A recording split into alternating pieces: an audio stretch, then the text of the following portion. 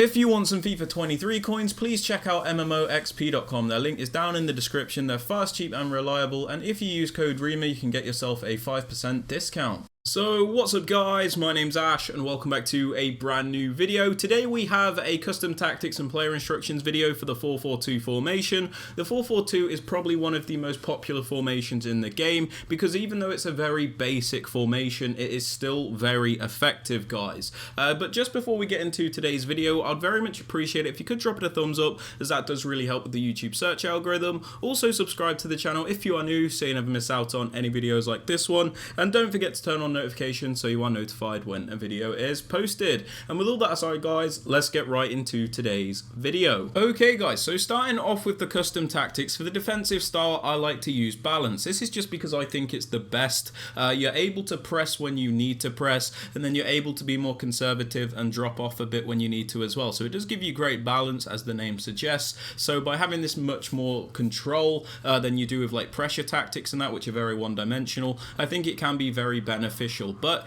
if you do feel more comfortable with these pressure tactics, please be sure to use them. But I do suggest getting used to balanced if you can, because it is just much better overall. Now moving on to the defensive width guys, because FIFA 23 is quite a narrow game primarily, it's important that we defend with a more narrow width. Now with the 4-4-2 we can get away with an even lower width like 35, because 4-4-2 has natural width when you are defending, because there's 4 in defense and 4 in midfield. So naturally those 4 players in each line do bump up the width a little bit more. So you can get away with using a width like 35 because you still have a bit of width anyway. But again, you get to defend in that narrow way, which is very important. If you want to up this width a bit because it feels too narrow, too compact, that's fine. But I'm really enjoying myself using this on 35 with this formation.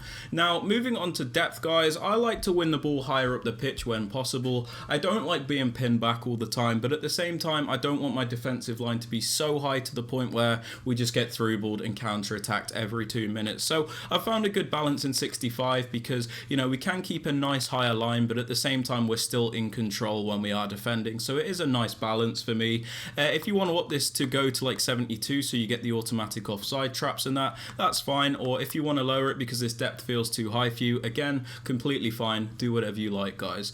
Now moving on to build up play, I like using balanced. Balance just gives you the most control in all sorts of FIFA 23 gameplay, because as you know, FIFA 23 gameplay very inconsistent. Sometimes it's fast, sometimes it's slow, sometimes it's fast but laggy, sometimes it's slow and laggy. So balance just gets you suited for all the different types of gameplay that you might experience. It's quite ridiculous that we have to you know, adapt to so many different gameplay styles, but yeah, I just suggest using balanced because it just seems to give you greater control. Now moving on to chance creation guys, as always I suggest direct passing, because if you look at the diagram in the bottom right hand corner of the screen, you can see the white dots, which are your attackers. They're always moving around in a dynamic motion to break through the defensive line. You can see they're always looking to create those chances and they're always bothering the defense. If you look at something like balance, this doesn't happen. They're very static. The defense keeps their shape and not a lot happens. So direct passing, very important in this game guys. Now moving on to the attacking width guys, because the 4-4-2 is a slightly wider formation than some, you can get away with using a higher width with it. The reason for this is because again you have like the left mid and right mid, so it makes sense to use a wider width than you would with like a 4-1-2-1-2, in which I would have this on like 37. So I have this on 45 because our players are nice and spread apart, but they're not so far away from each other where the simplest of passes don't work. We have like a nice balanced width while still having a nice compact team with lots of passing options. So I have been enjoying using this on 45. Now moving on to players in box, I just have this on 5 because it's bang in the middle. I like getting some players into the box to create those chances of course, but at the same time I don't want to overcommit my whole team and get done on the counter attack. So having this in the middle just allows me to create some chances, but at the same time we're not going to get counter attacked every time we lose the ball in the penalty box. Now lastly, for corners and free kicks, this is down to preference, but I just have this on 1 because I pretty much always just take my corners and free kicks short now. But yeah, so I don't really need players in the box for them. But if you want to up it or lower it, it's completely, well, you can't lower it, but if you want to up it, that's completely up to you. But yeah, I just have these on 1. Now, moving on to the players you want to use, guys, because the 4-4-2 is a two-striker formation, you do have a bit more variety in the striker positions. As I always say, with one-striker formations, you have to be a bit selective about who you use in the striker position because there is only one striker instead of two. So you have to get all that balance in one player. In a two-striker formation like the 4-4-2, you can get the balance between the two players. So what I suggest doing is doing what I do here. I have one more technical player in the left striker role in Di Maria. This is someone with 5-star skills, decent dribbling, you know, somebody that can play as a creator as well as finishing those chances. And then in the right striker position, I have more of a clinical finisher, someone that's always going to finish those chances.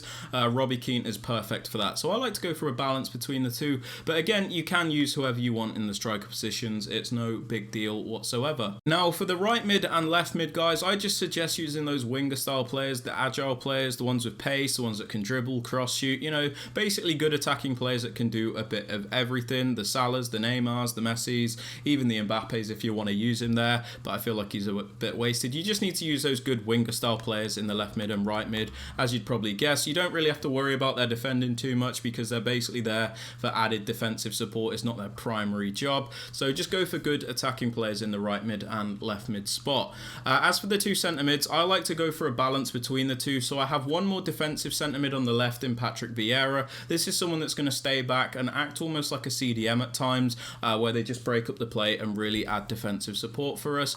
And then in the right centre mid spot, we have a box-to-box player in which you want to have very balanced stats in this area. You're going to want the high work rate if you can get it, because they're going to be attacking and they're going to be defending. High work rate, very important for a box-to-box midfielder. As for the work rate on the left centre mid, medium-high is preferred, but you can get away with a medium or a high. Don't sweat it too much. Just go for a player that's very good in defence in the left centre mid spot and a player that can play box to box in the right centre mid spot.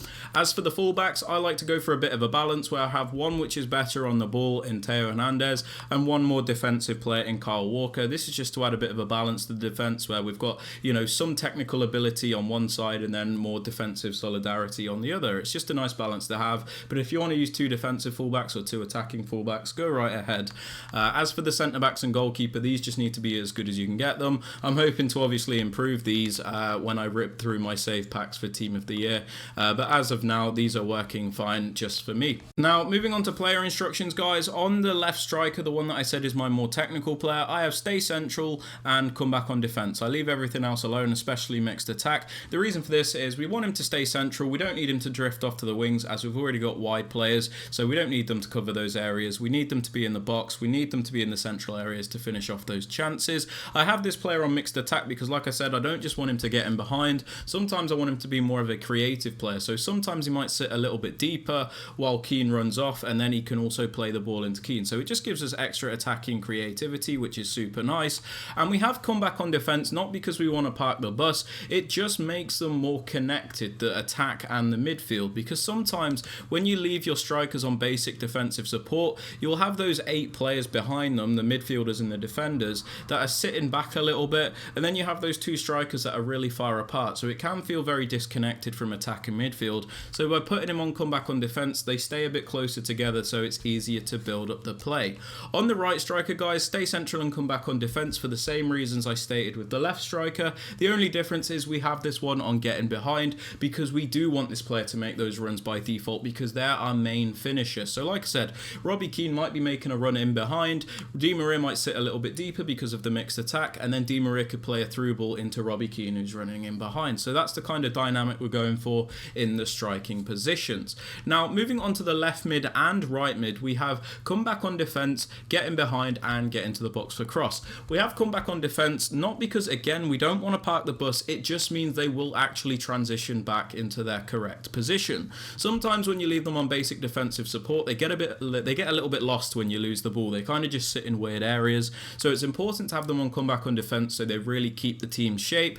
We have getting behind so they do make those runs, because sometimes they can be a little bit static and it can be difficult to get the ball up the pitch. So by putting them on getting behind, they will make those runs down the wing, and you could probably just play them in with one pass from your fullback or your centre mid, and it works very nicely to create those chances. We also have getting to the box for cross, because kind of similar to getting behind, if you have them on balanced crossing runs, sometimes they're very disconnected. They don't really get involved, they don't do too much. So by having them on get into the box for cross, they really get involved in the attacks instead of being passengers. They make those transitioning runs to get into the box. Doesn't mean you have to cross the ball to them, it just means they do get involved. So it is very beneficial to have that. So on the left mid and right mid, come back on defense, get into the box for cross, and get in behind. Now as for both fullbacks, I just have these both on stay back while attacking. The reason for this is the 4-4-2 already has decent width, and the only time I use attacking fullbacks in a formation really is when my team is lacking the width in attack with the narrow formation. So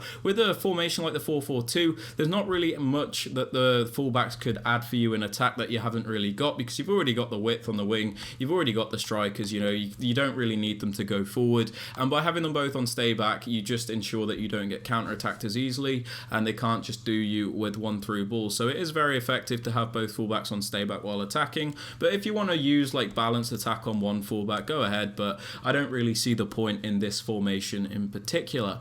As for everything else, we just leave it alone. But yeah, they are my custom tactics and player instructions for the 4-4-2 formation. If you guys have enjoyed or found this useful, I'd very much appreciate it if you could drop it a thumbs up, subscribe to the channel if you are new so you never miss out on any videos like this one, and don't forget to turn on notifications so you are notified when a video is posted. And with all that aside guys, I hope you have a fantastic rest of your day, and I will catch you all later.